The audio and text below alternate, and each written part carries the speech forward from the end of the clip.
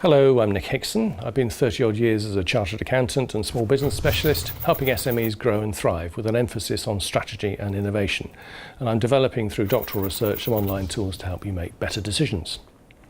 This is about what to avoid, the sins, and how to benefit from innovation processes, the wins, and it's the second video on this topic. We may want to innovate, but we're scared of getting it wrong. This is clear guidance on what to avoid, and then how to demonstrate and measure innovation outcomes. It's directed at business owners and managers in all sizes of businesses, although it's set in a small business context. You should be able to set clear innovation goals, know how to achieve them, and be able to measure the progress over the set of the two videos. But first, the 7 deadly sins. First one, pride. Don't force your view on customers. Take an external viewpoint. Ask customers. Don't assume you know best.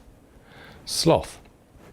Don't allow innovation to slow down. Remember Thomas Edison's quote, "Genius is 1% inspiration and 99% perspiration." Work at it. Lust. Don't get seduced by too many bright, shiny objects, which means do one thing at a time until it is done. Focus and focus. Gluttony. An abundance of resources can slow things down. Use resources as though they were scarce. Oh, this may not be too difficult. Envy. Don't get sucked into an us and them issue, where the innovators are the blue-eyed boys in the business and celebrate the existing and the new. Wrath. Don't punish people for taking risks. Reward behaviour, not outcomes. Greed. Don't be too impatient, as you might end up going for low potential markets. Be patient for growth, but impatient for results, which means measure your results so you know you're on the right track, and then let growth happen naturally. It's an example client. Security company. They had 3 major innovatory products which would transform their sales from $750,000 to over $2 million. 3 years later, none have been implemented. The reason? They can't decide which one to pick first. And they can add this feature and make it better, or add that feature and change that module. Nothing gets done. Some key mindsets. Know when you're wrong. Be assured your first plan will be wrong. Mike Tyson said, everyone has a plan until they get punched in the face. So have a plan B. Opportunities can be missed because it looks like work.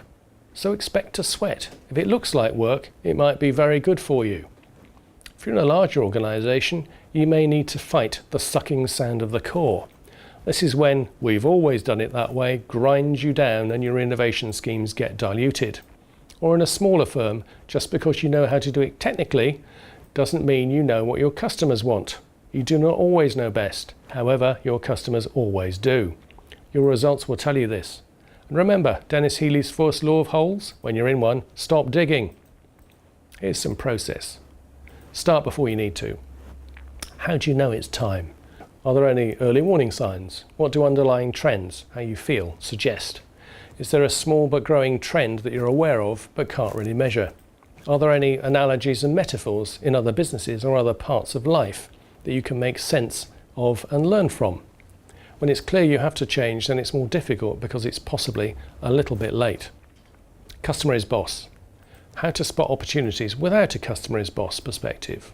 Do you make sure you have enough meetings and phone calls and emails with customers and prospective customers just to find out what they want? What are the moments of truth in your organisation?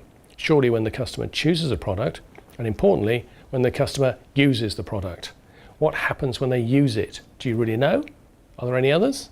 Try and find their hopes and dreams, and importantly, their frustrations.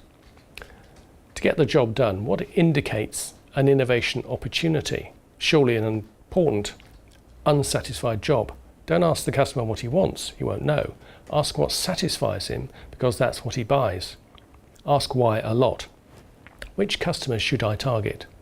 Look for non-customers facing a barrier to getting the job done.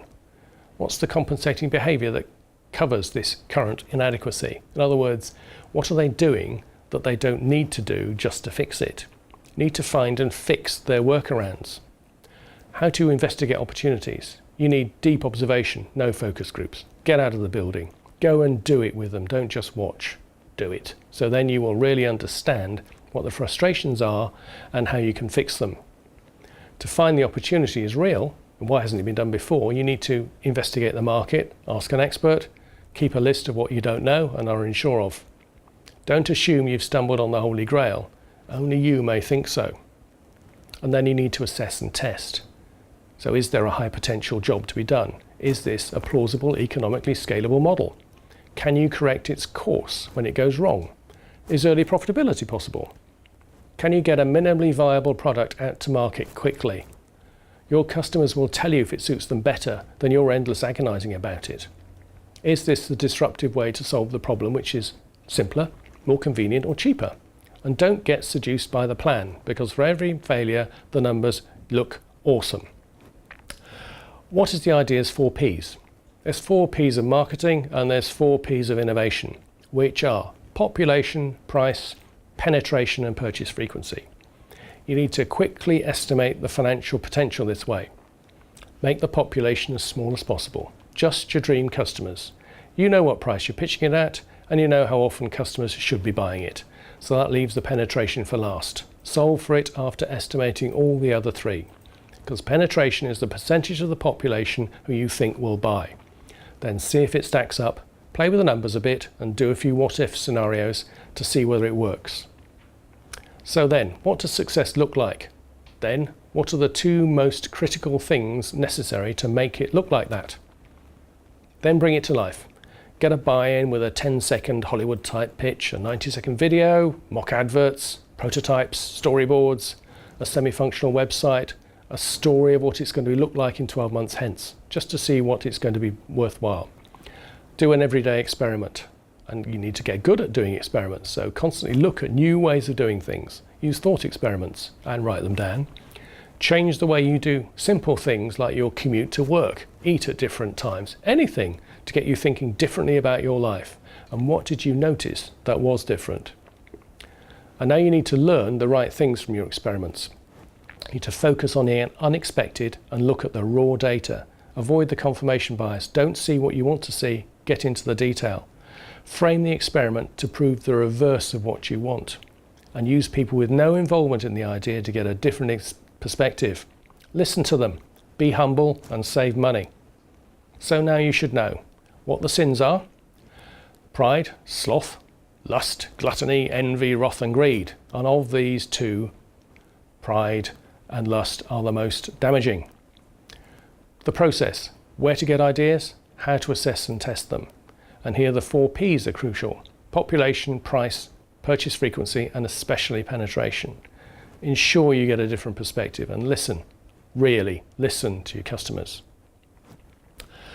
Now you need to safely push the boundaries of the business and living with small failures but no catastrophes, and we'll deal with that in a subsequent video. In the meantime, I put all this information in a PDF which you can download from the website.